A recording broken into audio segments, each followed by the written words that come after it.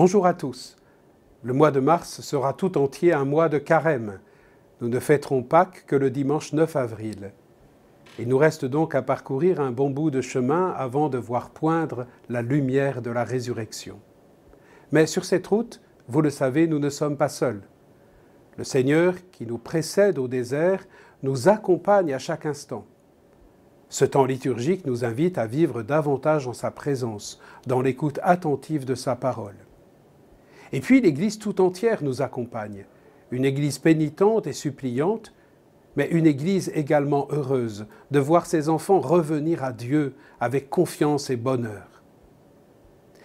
Et nous sommes entourés de tant de frères et sœurs, invisibles pour certains, visibles pour d'autres.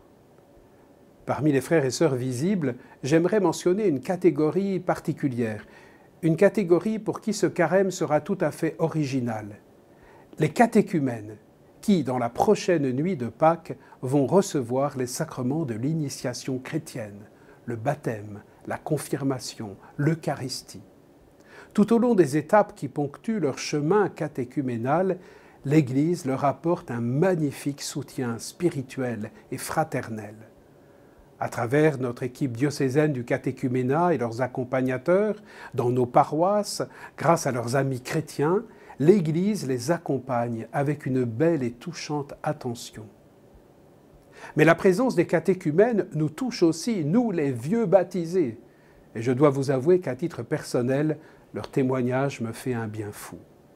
Alors je vous invite à rendre grâce avec moi. Quel bonheur d'accueillir chaque année dans notre petit diocèse de Monaco de nouveaux frères et sœurs dans la foi. C'est un cadeau extraordinaire.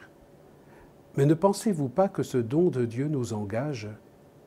Réalisez qu'aujourd'hui, des personnes de notre entourage, jusque-là indifférents, déconnectés, hésitants, rencontrent Jésus et franchissent le pas. Cela vous réveille ou ça vous laisse indifférent ?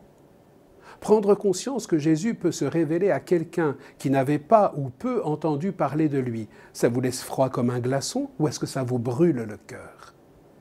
Vous réagissez comme vous voulez, mais je tiens à vous informer que tous ceux qui sauront s'émerveiller de l'œuvre de Dieu dans le cœur de leurs frères et sœurs verront Dieu aussi à l'œuvre dans leur propre cœur et recevront en bonus un nouvel élan pour partager cette joie autour d'eux.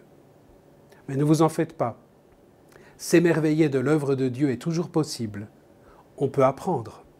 Et le carême, ça sert aussi à ça. Dans le chemin qui vous reste à parcourir avant Pâques, que vous soyez anciens ou futurs baptisés, puissiez-vous reconnaître l'œuvre de Dieu en vos frères et sœurs, puissiez-vous l'accueillir en vous. Ainsi, je vous le garantis, vous serez réveillés dans la foi, stimulés dans la charité et fortifiés dans l'espérance. C'est maintenant le jour favorable, c'est maintenant le jour du salut.